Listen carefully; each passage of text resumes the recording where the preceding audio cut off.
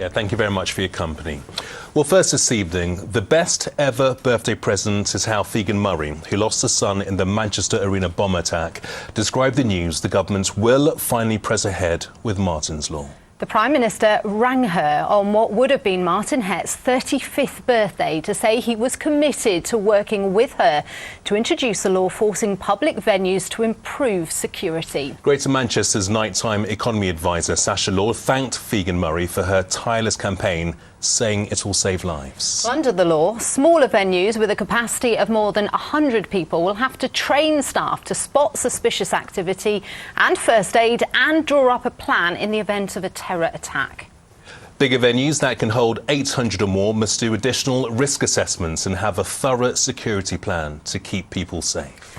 As our correspondent Elaine Wilcox reports, only now 5.5 years after the attack is she able to put up a portrait of her son. It was really hard to put it up for many years because it's a really good painting of Martin and so detailed that it was quite painful to look at. I'm sure he'd be very pleased that we've got it up actually. A few weeks ago I spoke to you and you were incredibly low for the first time and frustrated that Martin's Law was being delayed. What a difference a phone call has made. Totally, it's completely transformed it. Obviously, it's been a long time that we've been campaigning, and with all the upheaval in government plus COVID, it kept delaying it, and I'm very persistent, but even I got to the point of I need to carry on, but it's becoming really hard work. Now, Manchester has led the way in introducing Martin's Law voluntarily. Some venues have said they're worried about the cost and the extra training. What's your experience been talking to businesses? It's free of charge, it's voluntary in Manchester, and so many people have taken it up. So I'm really proud of the way Manchester has dealt with the whole thing. And actually the Prime Minister himself during the phone call said, when we talked about the 100+ venues, he said, it's common sense. Next year there will be the 6th anniversary. Yes. Do you think it will be introduced law by then? Oh, I so wish it would, but I think the parliamentary processes are so complicated. It may not be possible until then, but what I would like to see is that it happens during this parliamentary process, really.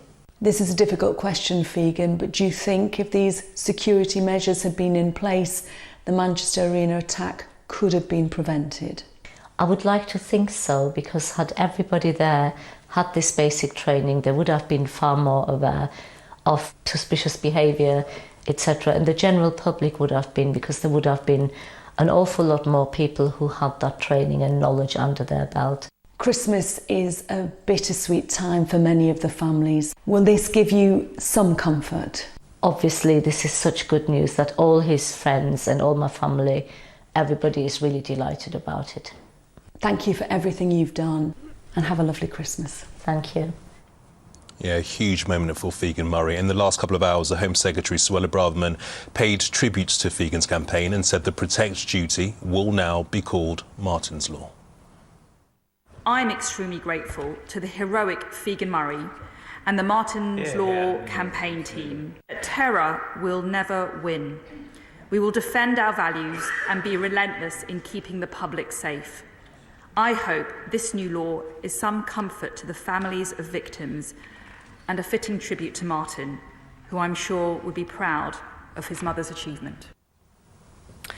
Well, next, and our region is bracing itself for a fresh wave of strikes this week, with nurses and ambulance staff due to walk out in disputes over pay and conditions. Nurses across Merseyside will be striking again tomorrow, and ambulance workers and called handlers at North West Ambulance Service will strike on Wednesday. So an incredibly challenging week ahead. We're joined by our reporter Jennifer Buck now. Jennifer, a worrying few days for anyone that might need hospital care. Is there any hope that last-ditch talks will avert these walkouts? Well, it seems like it's too late for the nurses' strike, and that's going to go ahead as planned tomorrow. Now, I spoke to the Royal College of Nursing earlier on today, and they said that will go ahead. And in fact, the General Secretary of the RCN, she will be joining the picket line in Liverpool tomorrow. Now, this dispute is about pay and conditions, and any strike action from the nurses could be on and off for the next 6 months. Now, there could be possibly better news for Wednesday's ambulance strike in the hope that may still be called off. Now, the unions involved have told me today that they're keen to get around the table and talk to the government, and what they want to talk about is quite simply pay. They say that hasn't happened yet. Now, a letter from the North West Ambulance Service to their staff shows some of the plans if this strike does go ahead and how they'll deal with the walkout. It says to expect 72 hours of disruption. Also that they will focus on calls about life-threatening illnesses or injuries. There will be senior clinicians based in all the control rooms, and there will be no patient transfers between hospitals, with a consideration instead to use volunteer drivers, taxis and private ambulance providers. Now, the main issue here is pay, but the unions say it is linked to a bigger problem in the NHS. This is connected to the future of the NHS and saving the NHS. And they've asked us to make it clear that it is about both and that the two are intrinsically linked. There are, in England alone, some 133,000 vacancies in the NHS. You cannot deal with the crisis in the NHS without paying people properly so that you recruit and retain staff. Now, the Health Secretary today insisted the government does want to have these talks and they want to end this dispute. My door is open and I continue to have discussions with trade unions. I'm keen to work with them on a range of issues that they've raised with me, because what staff say is whilst pay is a factor, and that's why we have the independent process, it's not the only factor. Now, anyone in an emergency situation is still being told to call 999 if they need it, and we're being reminded about the 111 online and call service for non-emergency calls. Now, I spoke to a GP earlier on, one of our local GPs, and she told me that healthcare is still available if you need it. We are seeing increased pressures across the NHS, certainly here across the North West. But that our services are still open and still available for our patients, depending on what their need is. And so we are encouraging patients to use the NHS 111 online service. So the COBRA Emergency Committee met this morning to discuss this wave of industrial action, and they will meet again on Wednesday when the ambulance strike is set to go ahead, but certainly an uncertain few days ahead. Yeah, let's see what happens with that ambulance strike. Jen, thank you. Now, in other news, the family of a woman who died following a house fire said their lives have been torn apart as they paid tribute to their loving and caring daughter. Rebecca Foster died in hospital on Wednesday after the fire at her home on Delph Lane in Daresbury on December the 12th. Her fiancé, Kieran Naylor, remains in a critical condition at Wiston Hospital. Cheshire Police said the investigation is ongoing, but that it's not thought to be suspicious. A juror in the trial of Manchester City footballer Benjamin Mendy has been discharged for medical reasons. The judge told Chester Crown Court that the juror had to have an emergency operation, and the trial will continue with the 11 that remain. Mendy and another man, Lewis Sahar Maturi, have been on trial since August, accused of various sex offences against young women, which they deny. BAE Systems says it will take on more than 1,400 apprentices and graduates in the North West next year. The majority of the roles will be based in Samlesbury and Wharton in Lancashire and Barrow in Cumbria. The jobs will be in areas including cybersecurity and aerospace engineering. Andrew Weston has taken a seat in the Commons as the new MP for Stretford and Urmston. The Labour politician easily won last week's by-election to replace Kate Green. Mr Weston has previously been leader of Labour Group on Trafford Council. OK, lots more coming up on the programme, still to come. How one charity in Stockport is helping Santa reach children living in poverty. And very mild for us today, but there are signs as we head towards the all-important Christmas weekend. The temperatures will once again start to tumble. I'll have your forecast later in the programme. Well, next to the 9-year-old from Stockport who's been left feeling angry and excluded after being told he won't be able to join classmates on a school residential because of a lack of facilities to cope with his disability. Jacob O'Neill, who has a genetic condition known as spinal muscular atrophy, has been told the trip to Wales is inaccessible, and for him and his motorised wheelchair. But the schoolboy's family have now made a formal complaint. They say the decision amounts to discrimination and insist provisions could be made. Emma Sweeney reports. How's your day been? Fine. What have you been up to? Well, in the playground I was playing Tig with my friends, and I didn't really catch anyone though. Ask Jacob O'Neill about the highlight of his school day, and it's always break time spent with friends.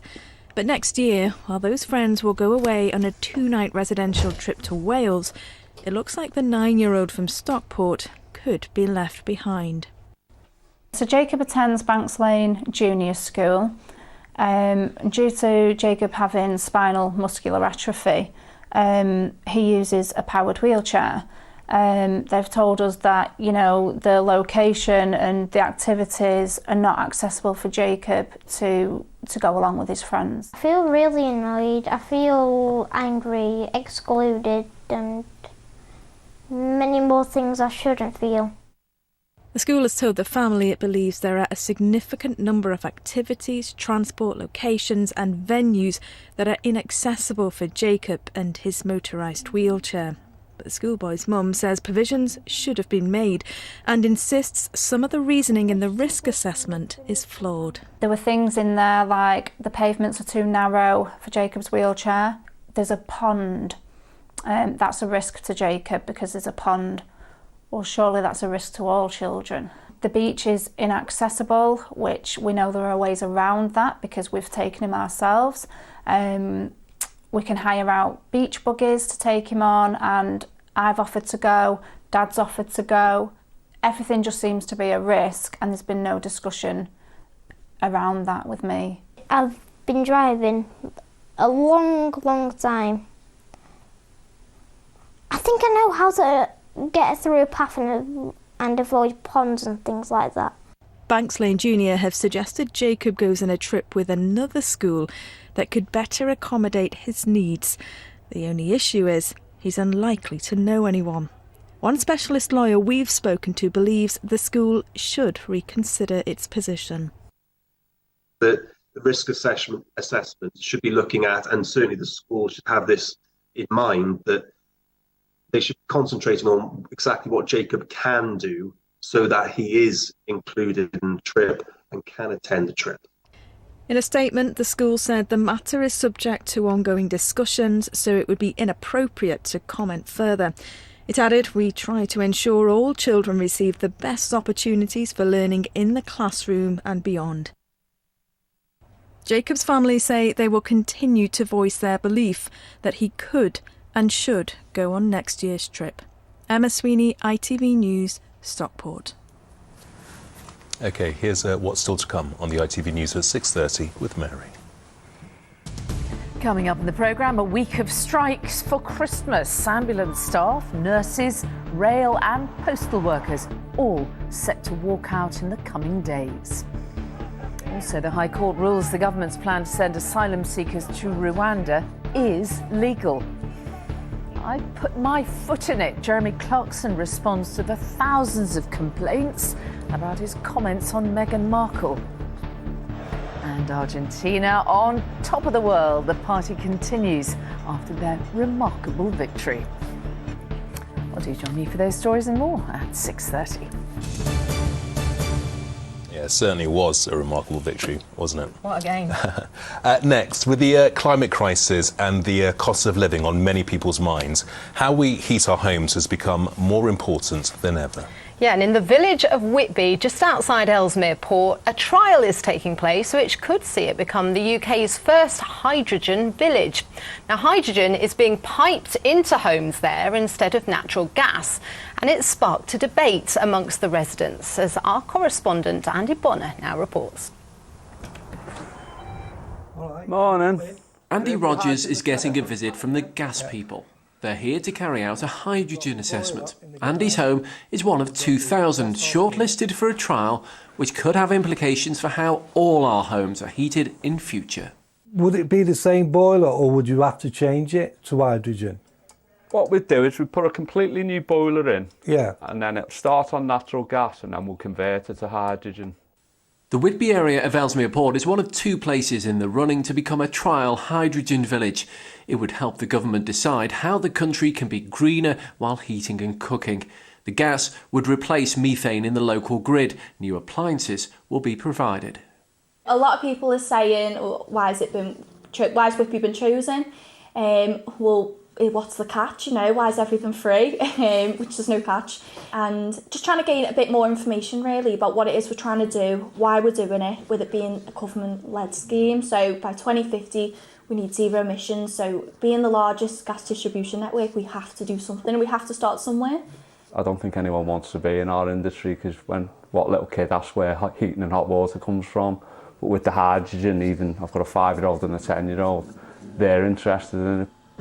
Because I think we've realised we can't just carry on the way we are, and this is hopefully a step forward in the right direction. Great, so what I'll do is I'll start... Those who don't think it's a step forward can opt instead for electric, but Andy is persuaded by the argument. The way they explained it to me, I just thought this is no-brainer this. We've got to go hydrogen, it's the way forward. Part of it will mean that you're going to have to replace the likes of your cooker and your hob and all the rest of it, aren't you? Is that like an inconvenience for you? Not really. I mean, let's put it this way. My boiler's about 10 years old, so we can get a new boiler, so I'm happy with that. The issue has got everybody talking here, while some, like Andy, are convinced that the project is the future. Critics fear it could be unsafe, more expensive, and even not that green. Hydrogen is volatile, highly flammable, inefficient, expensive. Some people, like Kate, fear they're being forced to become lab rats.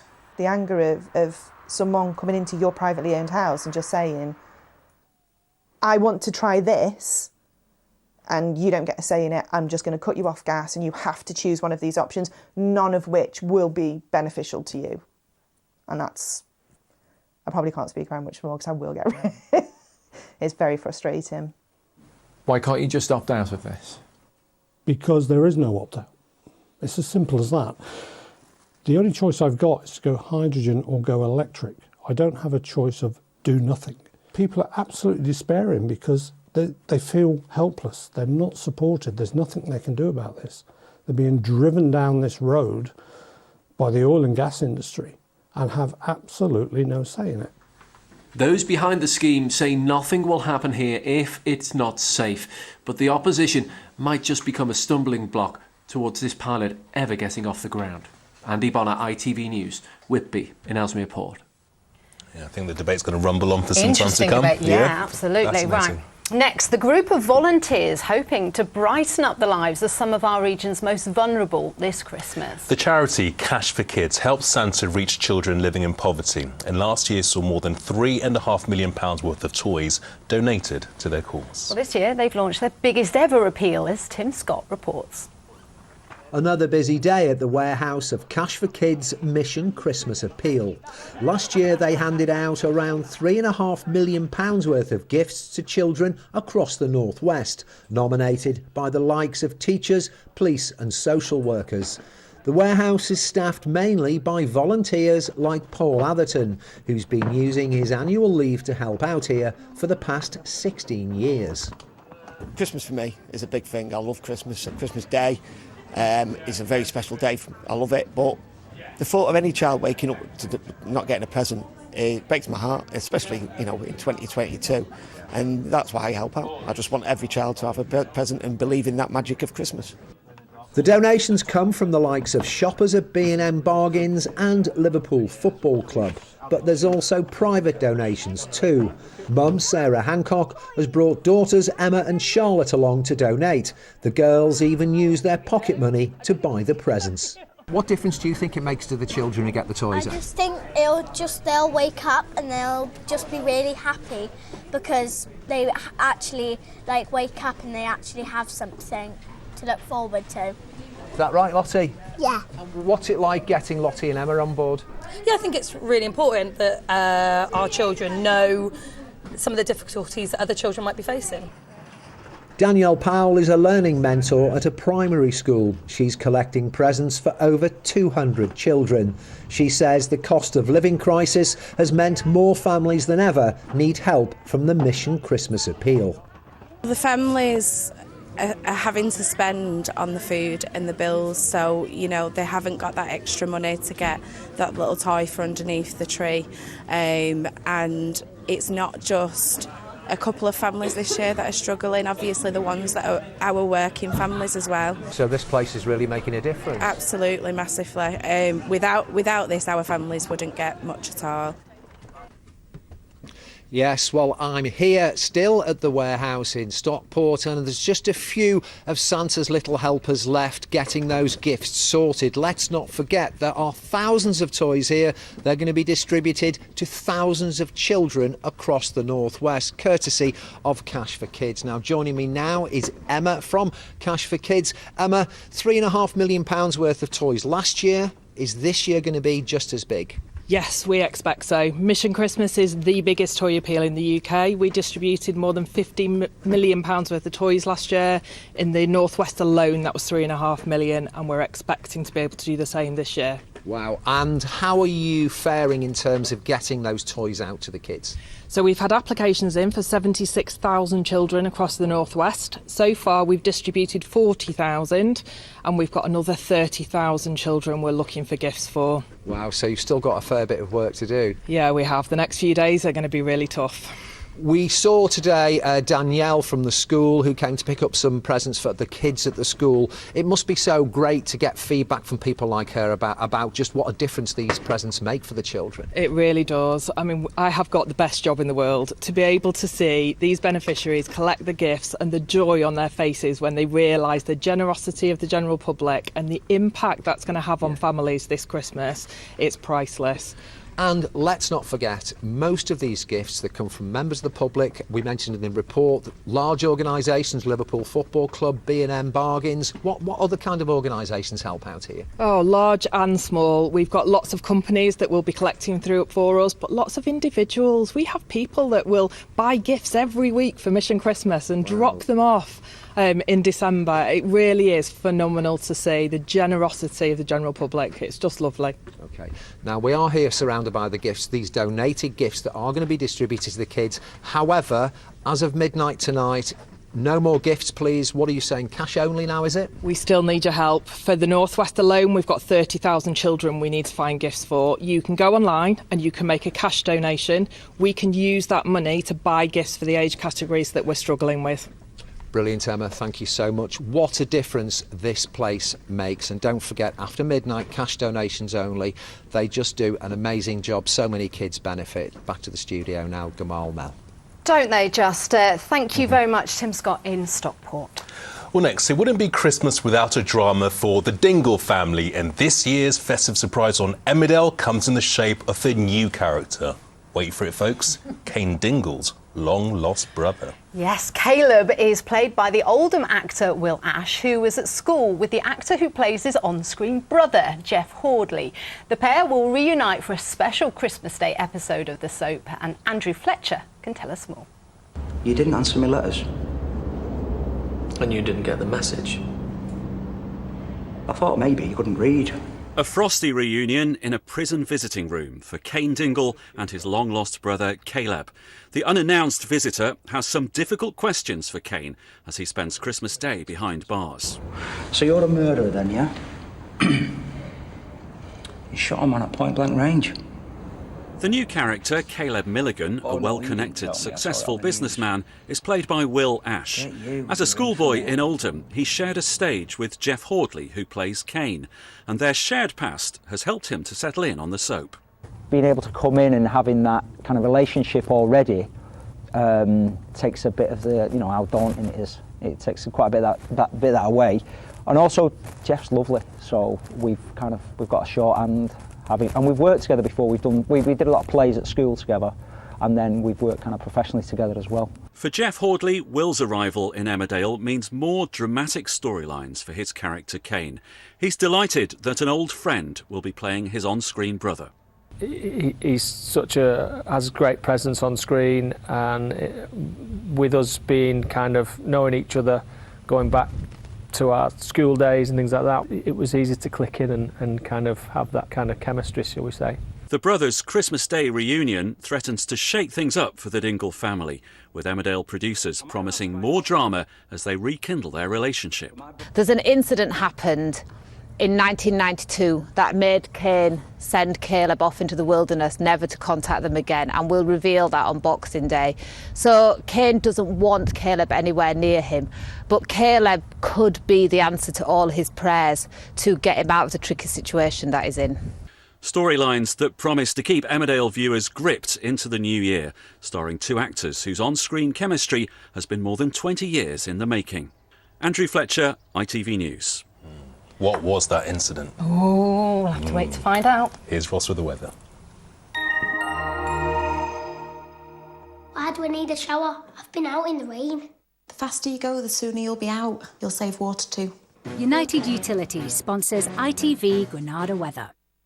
Hello, good evening. Well, what a difference 24 hours make. We say goodbye to those incredibly cold conditions and instead very mild for the time of year today as we head into tomorrow, staying on the milder side, although a little bit fresher than today, but we are seeing more in the way of sunshine. It's staying breezy, but then through the week we are looking at more of an unsettled theme with temperatures starting to fall as we head towards the Christmas weekend. At the moment, this slice of milder air over the UK, it is starting to push through. Low pressure in control at the moment, still for now dragging up those milder conditions from the south, but also some showers, sometimes longer spells of rain. And towards the end of the week, as things move around a bit, again we'll start to see that flow of cooler air spilling across the UK. For now, though, maybe a few showers dotted around, but generally dry as we make our way overnight. We're looking at some clearer skies, some breezy conditions. That combination will allow temperatures to drop down to around 5 or 6 degrees. So on the chillier side in those more rural spots, but nowhere near as low as these temperatures have been over the last few nights. So into tomorrow morning, it's a bright start to the day. Again, quite breezy, bits of clouds coming and going, the odd isolated shower, but thanks to those winds, they move through quite quickly, holding on to those brighter breaks into the afternoon. But even with the sunshine, temperatures a little bit down on the highs we saw today, but still reaching around 9 or 10 degrees. Through Tuesday and into Wednesday then, still that area of low pressure in control, still these areas of rain and showers swirling around that. So again, it is going to stay unsettled, but in those brighter breaks, not feeling too bad. Through the next few days, changeable is the word. It is going to stay unsettled. Risk of rain certainly as we end the week as temperatures fall by a few degrees. United Utilities sponsors ITV Granada weather.